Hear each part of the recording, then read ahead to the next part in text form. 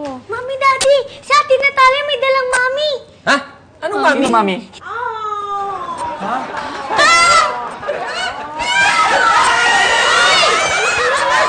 Dapat talaga magpapaderma lang siya. Kaso, nautor yung doktor niya na magpalipo na rin. Agad-agad? Hindi.